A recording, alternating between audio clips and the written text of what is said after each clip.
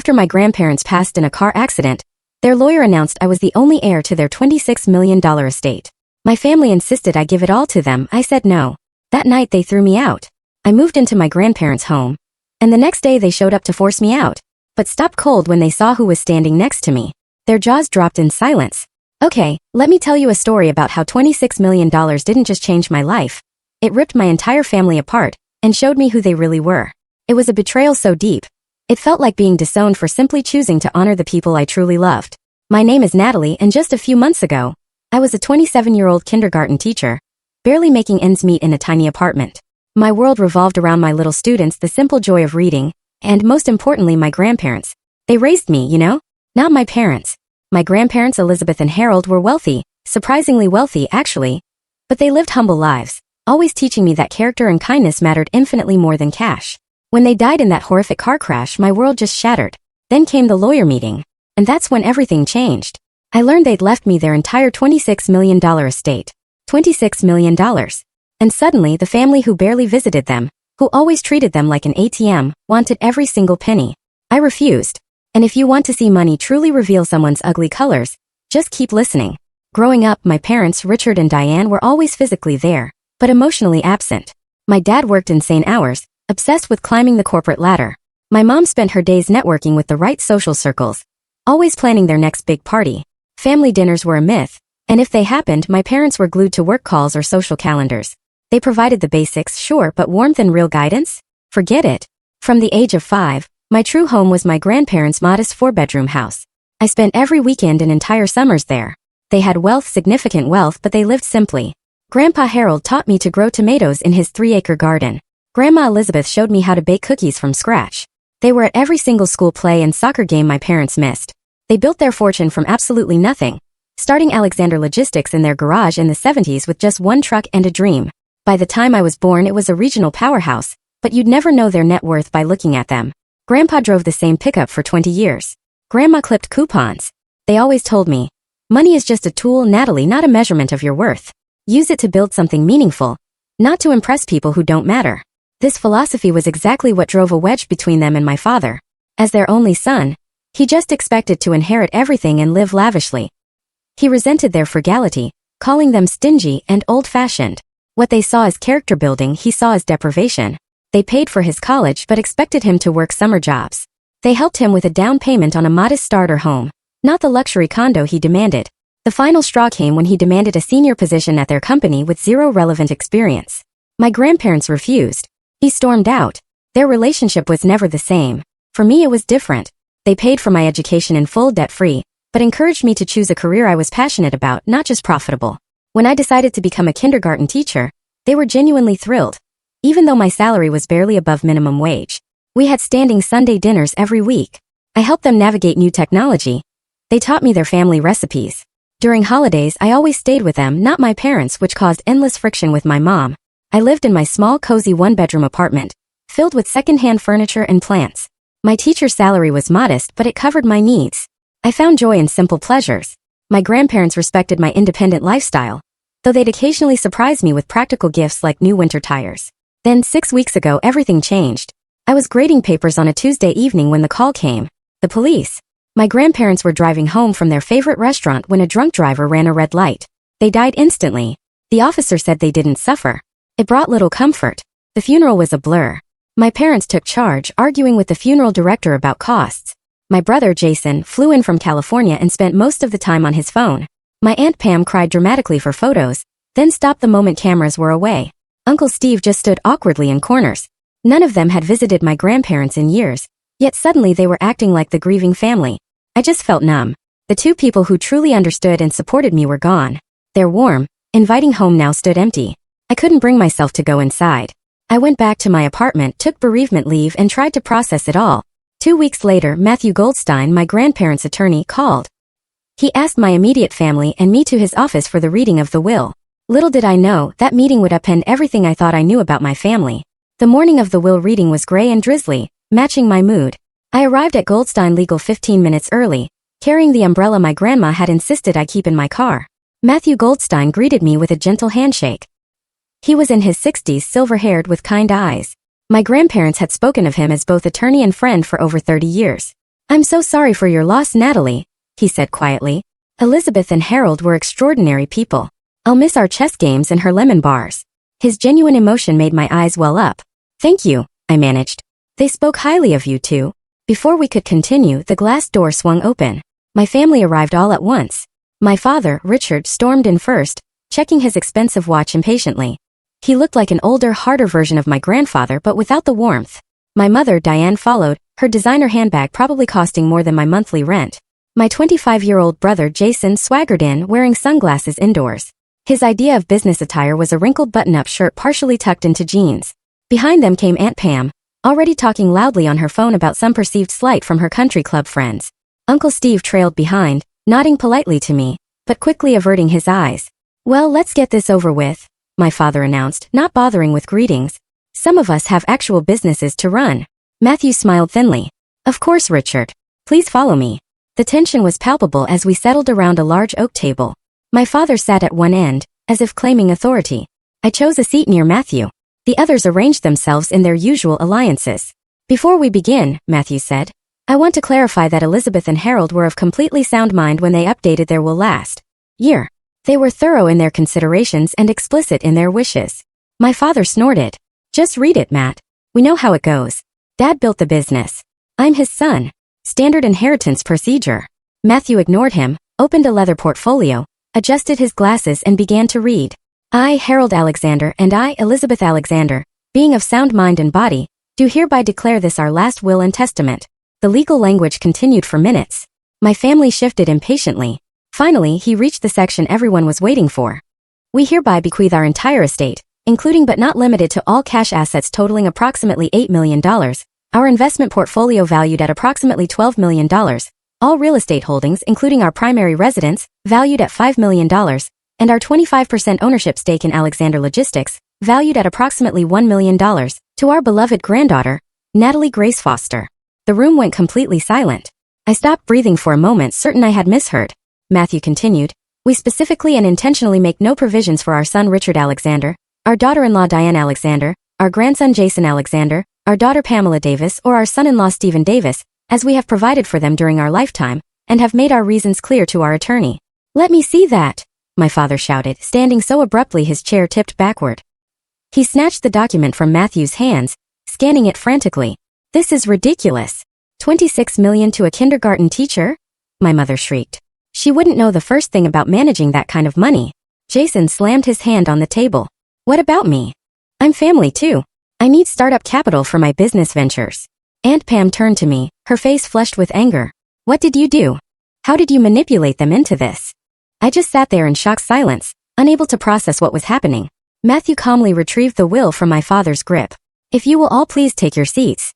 There is more. He pressed a button on a remote, and the large screen on the wall illuminated. My grandparents appeared, sitting side by side on their living room sofa. My heart clenched at seeing them alive again, looking exactly as they had the last time I visited. Grandpa Harold spoke first. If you are watching this, it means we have passed on. We want to explain our decisions directly to prevent any misunderstandings. Grandma Elizabeth continued. Richard, Pam, we love you as our children, but we have been deeply disappointed by the values you have embraced and passed to your own children, with the exception of Natalie. For decades, my grandparents explained, they had watched my father and aunt prioritize material wealth over relationships, treating them as a resource to be tapped rather than as parents to be cherished. They detailed years of missed family events, requested loans never repaid, and dismissive attitudes toward their modest lifestyle. The business we built, Grandpa said, was never about amassing wealth for its own sake. It was about creating security for our family and opportunities for our employees. We built it through hard work, integrity, and treating people fairly. Natalie is the only one who has demonstrated these values consistently, Grandma added. She visits us not because she wants something, but because she genuinely cares. She has chosen a career helping children despite the low pay because it fulfills her purpose. We trust Natalie to be a good steward of what we have built, Grandpa continued. She will honor our legacy and use these resources wisely, not squander them on status symbols or get-rich-quick schemes. The video continued for several more minutes, my grandparents expressing their hopes for how the inheritance might be used to support education and community development, areas they had always cared about. As the screen went dark, my father exploded. This is absolute garbage. They were clearly senile. We will contest this will. No judge will uphold this insanity. Matthew remained perfectly calm. They anticipated that response, Richard.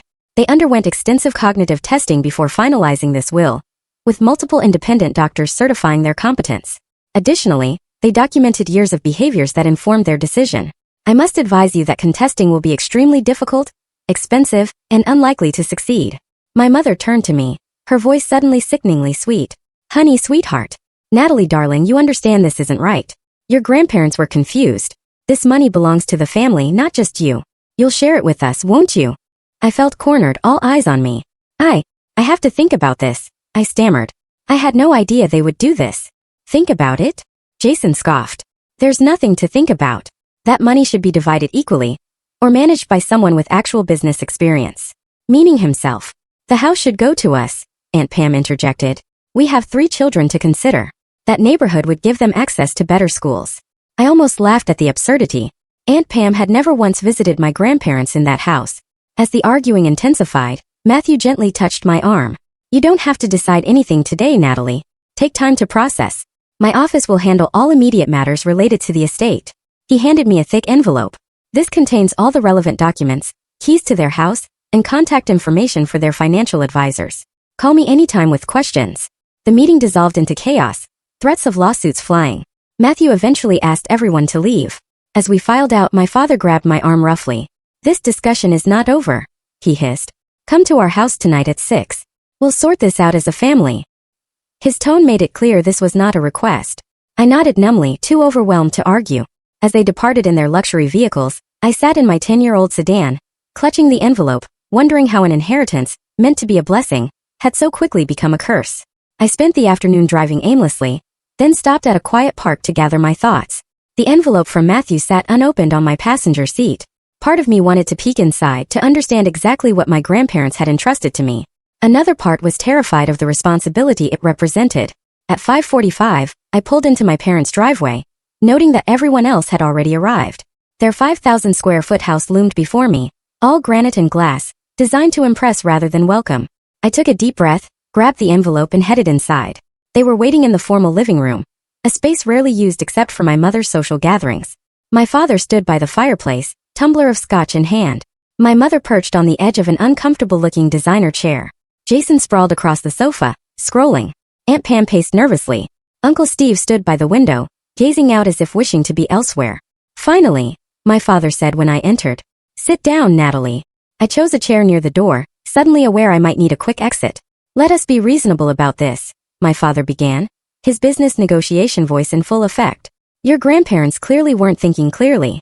They meant for the family to benefit, not just you. My mother nodded enthusiastically. Sweetheart, managing wealth is complicated. Your father has the experience to handle this properly. You can still get a nice portion, perhaps enough for a down payment on a real house instead of that apartment. The condescension made my skin crawl, but I remained silent. Emboldened by my lack of response, my father continued. Here's what we propose. You sign over the estate to me as the financial head of the family. I'll ensure everyone gets their fair share. You'll receive 10%, which is more than generous considering your limited needs. 10%.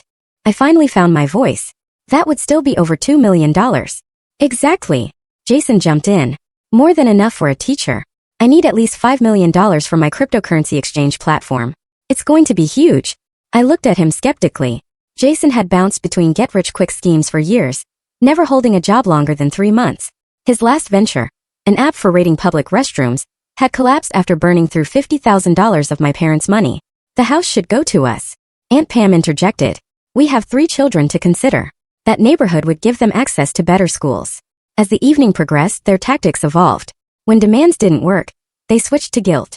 After all we've done for you, my mother said, her eyes dramatically moist. We gave you life, a good home, opportunities. This is how you repay family loyalty. I nearly choked on my water. Loyalty? When was the last time either of you called just to check on me? When did you ever attend one of my school performances? My father changed strategies again. We're not asking, Natalie.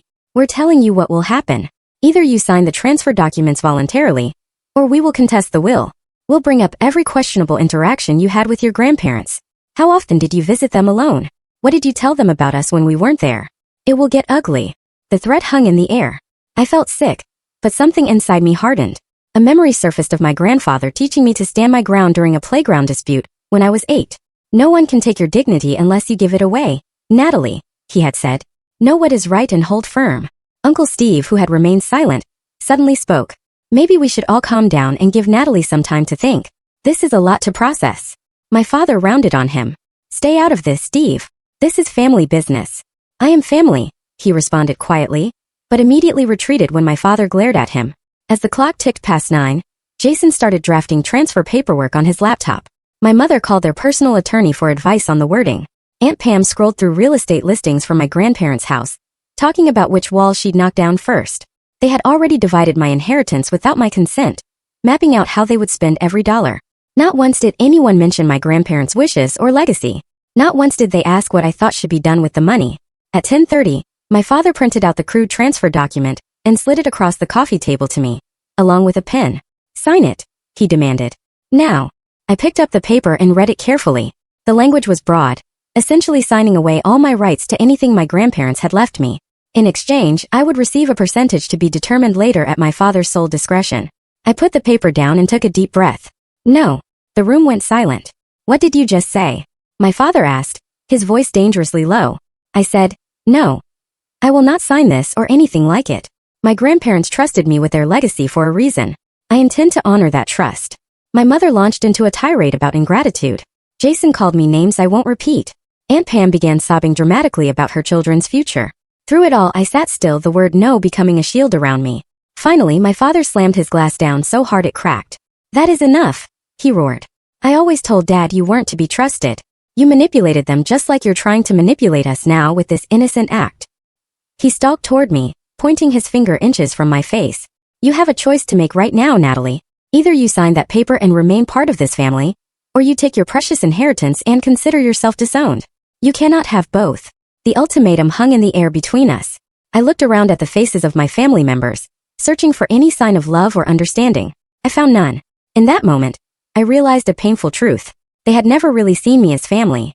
I was just a means to an end, a potential source of money, nothing more. I'm not signing, I said firmly, standing up. I'm sorry you feel this way, but I have to respect what Grandma and Grandpa wanted. Then get out of my house, my father snarled.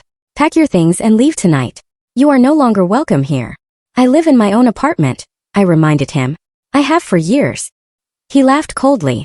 The apartment we co-signed for because your teacher's salary couldn't qualify for the lease? Check your agreement, Natalie. We own that building through one of our investment companies. Consider your lease terminated. My stomach dropped. He was right. When I couldn't qualify for the apartment on my own, they had offered to help.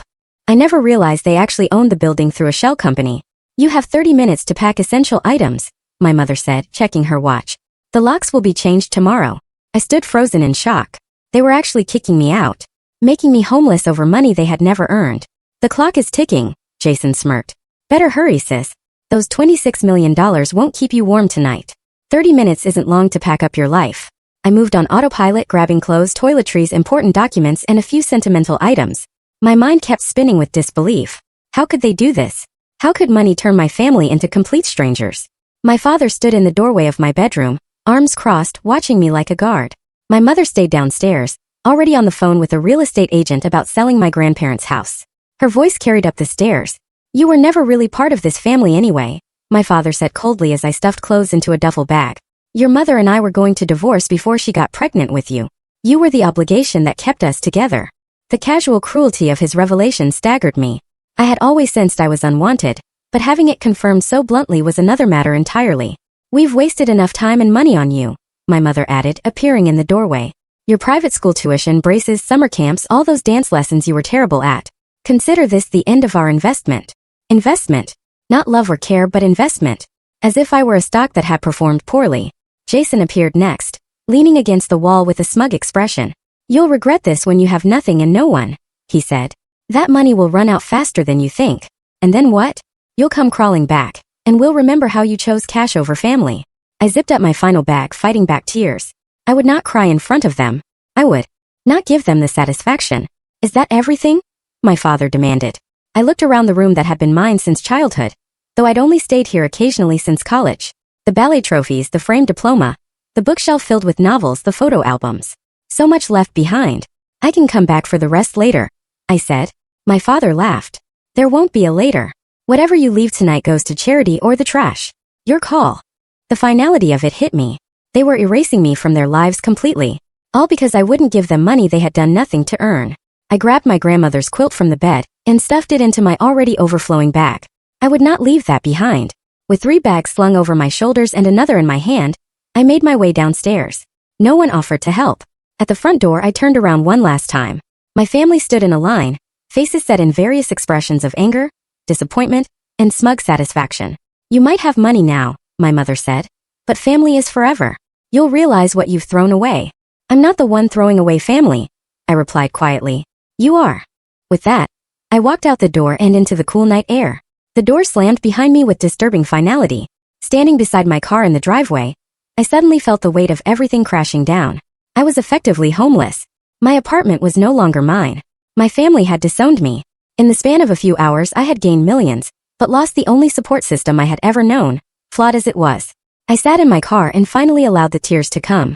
They streamed down my face as I gripped the steering wheel, great heaving sobs that made my whole body shake. I cried for my grandparents, whose absence felt more acute than ever. I cried for the family I had always hoped for, but never truly had. Mostly I cried for myself. Suddenly adrift in a world that had completely changed. After what felt like hours, but was probably only minutes, I wiped my eyes and started the car. I had nowhere to go. Hotels required credit cards with limits I didn't have. Friends were an option, but explaining the situation seemed impossible at nearly midnight. Then, I remembered the envelope Matthew had given me. Pulling it out, I found a set of keys with a familiar rabbit-shaped keychain my grandmother had cherished. The keys to my grandparents' house. The house that was now, unbelievably, mine. The drive took 20 minutes. With each mile, I felt simultaneously pulled toward the comfort of their home and terrified of entering it without them there. I had avoided the house since the funeral, unable to face the emptiness. The porch light was on when I arrived, probably on a timer my grandfather had set. I sat in the driveway for several minutes, gathering courage. Finally, I grabbed one bag and approached the front door, the key shaking in my hand. The house smelled exactly the same, a mixture of my grandmother's lemon verbena potpourri and the wood polish my grandfather used on the furniture every Sunday. I flipped on the lights, half expecting to hear their voices calling a greeting from the kitchen. The silence was deafening. I made my way to the guest room I had always used, dropping my bag on the bed. Everything was exactly as I had left it after my last weekend visit, a month before the accident. The novel I had been reading still sat on the nightstand, a bookmark indicating my progress. Fresh towels were folded on the dresser, placed there by my grandmother in anticipation of my next stay. The thoughtfulness of it, the expectation of continuity they couldn't have known would be broken, undid me again. I sank onto the bed and cried until exhaustion overtook me, falling asleep fully clothed on top of the covers. Morning came with disorienting brightness. For a moment, I expected to smell coffee brewing and hear my grandfather's off-key whistling downstairs. Reality crashed back. The silence. They were gone, and somehow I had inherited both their fortune and their enemies, all in the form of my own family. My phone had blown up overnight with texts and missed calls, most from my father and mother, alternating between threats and sudden attempts at reconciliation. "We can work this out if you'll be reasonable," read one message from my mother. My father was less subtle. "You have 24 hours to reconsider before we file suit." Jason sent a single text. "Enjoying the big empty house? Not for long." That last one sent a chill down my spine. Sounded like a threat, not just bluster. I forwarded it to Matthew, who responded immediately. "Stay where you are. I'll be there in 30 minutes. Do not open the door for anyone else." His urgency alarmed me, but also provided strange comfort. At least someone was on my side. Matthew arrived exactly 30 minutes later, carrying a briefcase and 2 coffees. I ushered him into the kitchen. "First things first," he said, sliding a coffee toward me. "Your family has already contacted 3 different attorneys about contesting the will. I anticipated this and have prepared countermeasures." I wrapped my hands around the warm cup. "They kicked me out last night. My father apparently owns my apartment building." Matthew nodded grimly. Typical Richard tactics. Using leverage to force compliance. He began pulling documents from his briefcase. "What he didn't tell you is that your grandparents provided for this exact scenario." He showed me a deed to a small cottage about 20 minutes outside town. "Your grandmother bought this property 5 years ago as an investment, but kept it in a separate trust for you. Richard doesn't know about it. You have somewhere to go if you need it." Relief washed over me. At least I wouldn't be homeless. But the idea of hiding out while my family circled like vultures didn't sit well. "There's something else you should know," Matthew continued. "You are not alone in this. Your grandparents had many loyal friends and associates who understood the situation with your family." As if on cue, a knock sounded at the back door. Matthew smiled. "That would be Carlos." Carlos. The name was vaguely familiar. "Carlos Ramirez," Matthew explained. He has been your grandparents' estate manager and handyman for 15 years. He lives in the guest house at the back of the property. I answered the door to find a man in his early 50s with salt and pepper hair and kind eyes. He held his hat in his hands respectfully. Miss Natalie, he said warmly, I am very sorry about your grandparents. They were wonderful people. I saw your car this morning and wanted to check if you needed anything. The simple kindness nearly brought me to tears again. Thank you, Carlos. I'm a bit overwhelmed, to be honest. Carlos nodded. Mr. Harold and Mrs. Elizabeth worried about that. They asked me to look after you if anything happened to them. The house, the grounds, everything is maintained. I've been keeping watch. Matthew invited Carlos to join us. Over the next hour, Carlos shared stories about my grandparents that I had never heard, painting a picture of two people who were respected and beloved by those who worked for them, not just their entitled family members. Your father and brother, Carlos said carefully. They came here after the funeral when no one was around. They took things, watches, jewelry, some electronics. I have it all on the security cameras. My stomach clenched. My father had installed an extensive security system for my grandparents years ago, supposedly for their protection. I had forgotten about the cameras. Carlos shook his head sadly. They didn't know Mr. Harold had me update the system last year. He didn't trust the old one your father put in. Said it had too many blind spots. Matthew made a note. That footage could be useful if they pursue legal action. There's more, Carlos continued. Mrs. Elizabeth kept detailed journals. She documented everything, especially family visits and interactions. They are in her study. I followed Carlos to my grandmother's small study off the main hallway. A built-in bookcase held dozens of leather-bound journals, each meticulously dated. Carlos pulled one from the shelf and handed it to me. This one mentions when your father asked for money last year, he said, for some investment opportunity. I opened the journal, immediately recognizing my grandmother's elegant handwriting. May 15th. Richard visited today, first time in 7 months. Did not ask about our health or lives. Immediately launched into pitch about cryptocurrency investment, requiring $250,000. When Harold refused, Richard became hostile. Accused us of preferring Natalie. Said we were naive to trust her when she only visits to secure her inheritance. Could not be more wrong. Natalie has never asked for money. Has no idea of our net worth. Brings food every Sunday and stays to eat with us. Richard left without finishing his coffee. Harold very upset afterward. I read entry after entry, each one documenting years of similar interactions. My father demanding money. My brother pitching absurd business ideas. My mother making thinly veiled comments about their modest lifestyle being embarrassing to her social standing. In contrast, my visits were described with genuine warmth. My grandmother noted small gifts I had brought, conversations we had shared, help I had offered around the house. She saw me in a way my parents never had. As I read, the doorbell rang. Carlos went to answer it, returning with an older woman in a practical dress and cardigan. Dorothy Reynolds, he introduced her. Your grandparents' housekeeper for 20 years. Dorothy hugged me tightly. You look just like Elizabeth when she was young, she said. She was so proud of you. Over the next several hours, more people arrived. Rosa Martinez, my grandparents' business partner, who knew every detail of Alexander Logistics, and offered to guide me through understanding the company. George Patel, their investment advisor, who brought comprehensive portfolios showing exactly how my inheritance was structured. Sarah Johnson, their neighbor for 30 years, who brought a homemade casserole and stories about neighborhood gatherings I had attended as a child. Each person brought not only information, but genuine affection. They had all loved my grandparents and by extension, cared about me and my well-being. While going through my grandmother's desk, Dorothy found a hidden compartment containing letters from my father spanning decades. Each one requested money, some with thinly veiled threats about cutting off access to me if they refused. She also kept this, Dorothy said, handing me a USB drive, security footage from after the funeral. Your mother was going through Elizabeth's jewelry before the reception even ended. She took several valuable pieces, claiming Elizabeth would have wanted her to have them. My grandparents, it seemed, had been documenting my family's behavior for years. Perhaps knowing this day would come, they had created not just a financial safety net for me, but a network of support and evidence that would protect their wishes. Around 4 o'clock in the afternoon, as Matthew was guiding me through the complex financial documents, my phone pinged with a text from Jason. Hope you're enjoying Grandma and Grandpa's house while you can. Dad, Mom, Aunt Pam, Uncle Steve, and I are coming over tomorrow morning at 10 o'clock to collect what rightfully belongs to us. Better not try to stop us or things will get ugly. I showed the message to Matthew, whose expression darkened. Threats and potential breaking and entering, he muttered. I think it's time to activate the final part of your grandparents' plan. He made several phone calls in quick succession, speaking cryptically about meetings and evidence. When he finished, he turned to me with a determined expression. Your grandparents anticipated this exact scenario, Natalie. They knew Richard and the others wouldn't accept their decision. They prepared for it. Tomorrow morning we will be ready for them. But tonight, I suggest you review these materials so you understand exactly what you are fighting for. He gestured to the pile of journals, financial documents, and legal papers spread across the dining room table. Your grandparents built more than just wealth. They built relationships based on trust and respect. That is their true legacy to you. As everyone except Carlos left for the evening, promising to return the next morning, I felt a strange calm settling over me. I wasn't alone in this fight. My grandparents had ensured that. They had given me not just their money, but their wisdom and their community. I spent the evening reading through journals and financial reports, getting to know my grandparents in a new way. They had been strategic, thoughtful, and meticulous in their planning.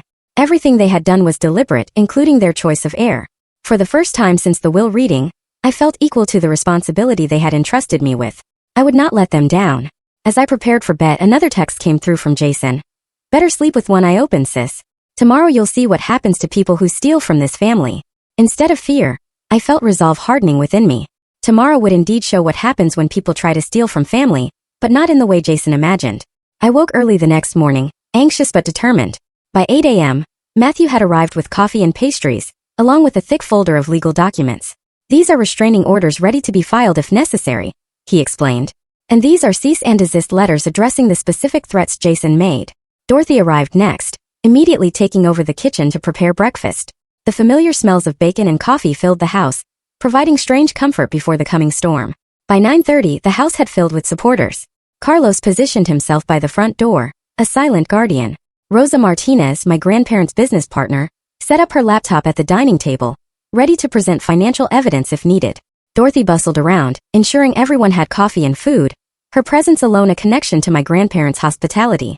At 9:45, cars began pulling into the long driveway. First, my father's black luxury sedan, then my mother's white SUV, followed by Aunt Pam and Uncle Steve's midlife crisis convertible, and finally Jason's impractical sports car he could only afford because my parents paid his rent. They're early, Matthew observed, trying to catch us off guard. As the doorbell rang aggressively, followed by pounding, Matthew nodded to Carlos, who opened the door. My father stood on the threshold, momentarily surprised to see someone other than me answering. Behind him, the rest of my family clustered together, expressions ranging from angry to smug. Where is Natalie? My father demanded. This is family business. Carlos remained immovable. Miss Natalie is expecting you. Please come in. My family filed into the foyer, stopping short when they saw the gathering in the living room. I stood in the center, Matthew slightly behind me to my right. What is this? My mother asked, her voice brittle. You brought outsiders into a private family matter. Before I could answer, the front door opened again, and 3 more people entered. First came Judge Robert Henderson, a tall, dignified man in his 70s who had been my grandparents' friend for decades. He was followed by Police Chief Maria Williams, whose daughter's education had been supported by my grandparents' charitable foundation. Last came Thomas Jang, my grandparents' financial advisor for over 20 years. My father's face paled at the sight of Judge Henderson. The judge had ruled against him in a business dispute years earlier, a case my father had tried unsuccessfully to influence through social connections. Robert, he said, attempting a jovial tone that fell flat. What brings you here? The judge's expression remained stern. I am here at the request of Harold and Elizabeth Alexander, through their attorney Matthew Goldstein. They asked me, in the event of their deaths, to serve as an impartial witness to any family disputes regarding their estate. My mother turned to Chief Williams. This is ridiculous. We are here to collect family heirlooms that rightfully belong to us. Why is law enforcement present? The chief smiled thinly. I am here as a friend of the Alexander family, not in an official capacity. Unless, of course, someone commits a crime, in which case my official duties would naturally take precedence. The implied threat was not lost on any of us. As if on cue, the back door opened and 6 more people entered, forming a semicircle behind me. They were longtime employees from my grandparents' business, people who had known my father since childhood and had witnessed his transformation from entitled son to absent family member. You've got to be kidding me, Jason muttered. Is this supposed to intimidate us? I stepped forward, finding strength in the support surrounding me. I know why you are here. You believe you are entitled to my grandparents' estate, despite their explicit wishes. You think you can bully or threaten me into giving you what you want. My father's face hardened. Those old fools were manipulated. We are simply here to correct that injustice. From behind me, Thomas Jang spoke up. Actually, Richard, I have documentation of every attempt you made to access your parents' assets over the last 20 years. He opened a folder. This includes the unauthorized transfer attempt from their retirement account in 2016, the forged check incident in 2018, And your attempt to have Elizabeth declared incompetent last year, after she refused to fund Jason's failed cryptocurrency venture. My father's face reddened. But that's taken out of context. Rosa Martinez stepped forward, tablet in hand. I also have records of the company loan you never repaid, Richard. $200,000 borrowed in 2012 for your vacation home in Aspen. Your parents never pursued repayment, though they certainly could have. One by one, my grandparents' friends and associates presented evidence of my family's attempts to extract money over the years, contrasted with their minimal involvement in my grandparents' actual lives. Aunt Pam, who had been quietly fuming, suddenly turned to me. You ungrateful little snake. You turned our parents against us. Poisoned them with lies. Judge Henderson cleared his throat. Actually, Mrs. Davis, I reviewed the video journals Elizabeth kept. There was no external influence. Your parents were quite clear about their reasoning. This is all very theatrical, my mother said dismissively. But it changes nothing. We will contest the will. We will win. Matthew stepped forward. I have prepared documentation for you all. It includes evidence that would become public record if you contest the will. He handed each family member a thick envelope. This includes banking records, text messages, emails, and video evidence of your interactions with Harold and Elizabeth over the past decade. I encourage you to review it before making decisions about legal action. Uncle Steve, who had remained silent until now, opened his envelope and began reading. His face grew increasingly pale. After a moment, he touched Aunt Pam's arm. We should go, he said quietly. This is not a fight we can win. She shrugged him off angrily. My father is not giving up so easily. My father, however, had gone very still after scanning the contents of his envelope. There were records of business dealings he had clearly hoped would remain private, along with transcripts of cruel comments he had made about his parents when he thought no one was listening. Chief Williams stepped forward. I should also mention that the property is under 24-hour security surveillance. Any attempt to remove items without permission would constitute theft. Carlos nodded. The new system records everything inside and out, all backed up to secure cloud storage. As my family absorbed the implications, I walked to the sideboard and picked up a stack of documents Matthew had prepared. These are cease and desist orders regarding the threats you have made, I said, passing them to Jason. These, I continued, handing papers to my father, are notices that I am aware of the items taken from this house after the funeral and expect their immediate return. My mother began to protest, but I cut her off. And these, I said, giving her the final document, are the terms under which I am willing to maintain any relationship with you all going forward. They include respect for my grandparents' wishes and an end to all attempts to contest the will. The room fell silent as my family realized the position they were in. Not only had my grandparents legally protected their decisions, but they had anticipated and documented every possible challenge. The community of support they had built stood firmly with me, presenting a united front my family had not expected. My father was the first to break. This is not over, he said, but the defeat in his voice suggested otherwise. Actually, Richard, it is, Judge Henderson replied. Your parents were meticulous in their planning. Any judge in this county would uphold their wishes based on the evidence they compiled. One by one, my family members retreated toward the door, their threats dissolving in the face of the overwhelming evidence against them. Jason glared at me as he passed. This isn't the end, he muttered. Perhaps not, I replied calmly. But it is the end of you taking advantage of this family. My grandparents saw who you really are. That is why we are all here today. As they filed out to their cars, the tension in the room dissipated. Dorothy immediately began serving fresh coffee and pastries, as if to cleanse the space of the negative energy. The others gathered around, offering congratulations and support. I felt strangely empty, neither triumphant nor devastated. I had stood my ground, protected my grandparents' wishes, but lost what remained of my family in the process. The victory felt hollow. Judge Henderson seemed to sense my conflict. He placed a gentle hand on my shoulder. Your grandparents would be proud, Natalie. Not just of what you did today, but how you did it with dignity and principle. Rosa nodded in agreement. You are more like them than anyone else in the family. That is why they trusted you with everything. As my family's cars disappeared down the driveway, I realized I had crossed a threshold. The family I had known was gone, but in their place stood a community bound by genuine respect and shared values, the true legacy my grandparents had built over a lifetime. It was not the family I was born into, but perhaps it was the family I was meant to have all along. 6 months passed in a blur of learning and adjustment. The first weeks after the confrontation were the hardest, filled with legal paperwork, financial decisions, and the painful process of accepting that my biological family had chosen money over relationship. They made a few half-hearted attempts to reconcile, but only when they needed something, proving that nothing had really changed. With guidance from Matthew and my grandparents' advisors, I established the Elizabeth and Harold Alexander Foundation for Education, dedicating $10 million to supporting underprivileged students and schools in our community. The foundation focused particularly on arts education and vocational training, areas my grandparents had always believed were undervalued. I returned to teaching kindergarten, much to the surprise of those who thought I would quit once wealthy. My classroom at Sunshine Elementary became a showcase for what was possible with proper resources. I personally funded new books, art supplies, and technology that the school budget could never cover. Every child got healthy snacks daily and winter coats if they needed them. Small expenses for me that made huge differences in their lives. Under Rosa Martinez's mentorship, I learned the basics of running Alexander Logistics. While I didn't take an active management role, I ensured the company maintained my grandparents' values, including their profit-sharing program for employees and generous retirement benefits. The business continued to thrive, providing stable employment for over 100 people in our community. My grandparents' house, once painfully empty, gradually became a home again. I moved from the guest room into the master bedroom, though it took months before I could sleep there without feeling like an intruder. With Carlos's help, I renovated the large basement into a community space for foundation events and educational programs. Dorothy still came 3 times a week, refusing to fully retire, despite my insistence she had earned it. My biological family made occasional attempts to re-establish contact, though their motives were transparent. My father called when his company faced cash flow problems, hinting broadly about short-term loans with handsome returns. My mother reached out when her social circle learned about my foundation, suddenly wanting to serve on the board. Jason texted when his latest venture failed, asking for startup capital. Aunt Pam called around the holidays, suggesting family should be together, especially family with large houses suitable for hosting gatherings. Each time, I politely but firmly maintained my boundaries, referring them to the terms I had established after the confrontation. I would consider a relationship based on mutual respect and genuine care, but not one based on financial advantage. None of them could meet those simple terms. Instead, I built new traditions with the chosen family my grandparents had cultivated.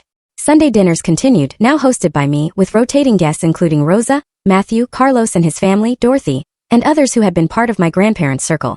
We celebrated holidays together, shared milestones, and supported each other through difficulties.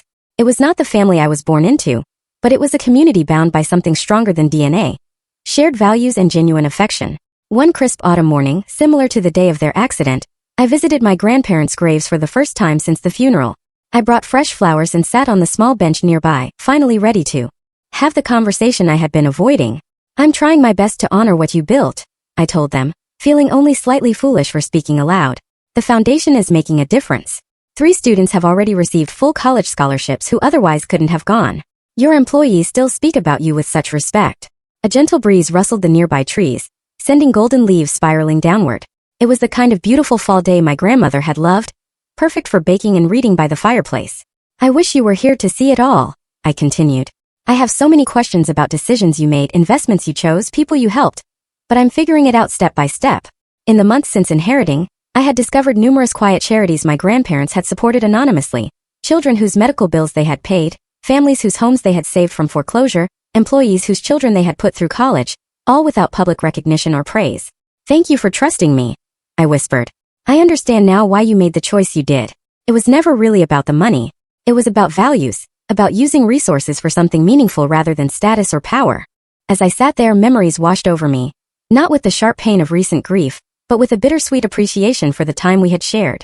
I remembered my grandfather teaching me to fish, my grandmother showing me how to make her famous apple pie, both of them attending every school play and graduation when my parents were too busy. The inheritance had never been primarily about money. It had been about entrusting me with their legacy, their values, their vision of what wealth could accomplish when used with purpose and compassion. The next day, I hosted the foundation's first major event, a scholarship ceremony for 20 high school seniors who would receive full college funding. As I watched these bright, determined young people accept opportunities that would change their trajectories, I felt my grandparents' presence strongly. Among the recipients was Maria Vasquez, a brilliant young woman who reminded me of myself at that age, full of potential but limited by financial constraints. She planned to become a teacher to give back to her community, just as she had been supported. As the event concluded, Maria approached me, tears in her eyes. "My parents both work 2 jobs," she said. "No one in my family has ever gone to college. This changes everything, not just for me, but for my younger siblings who now see it as possible." In that moment, I understood completely what my grandparents had been building all along. Not just a business or a fortune, but a legacy of positive impact. A ripple effect that would continue long after they were gone. They had trusted me to amplify that effect, to carry their values forward in ways they would never see but had envisioned. The money had indeed revealed true colors, showing me who valued wealth over relationship. But it had also revealed a community of genuine connection, People who had loved my grandparents for who they were, not what they owned. That was the true inheritance, more valuable than any dollar amount. As I move forward, I continue teaching, running the foundation, and learning the business. The wealth allows me to amplify good work, but it does not define me. I still live relatively simply, drive a practical car, and spend weekends volunteering rather than shopping. My grandparents would approve, I think. They always said money was a tool, not a goal. I finally understand what they meant. Remember, family is about love and respect, not obligation or advantage. Thank you for listening to my story, and I wish you the strength to honor your own values, whatever challenges you may face.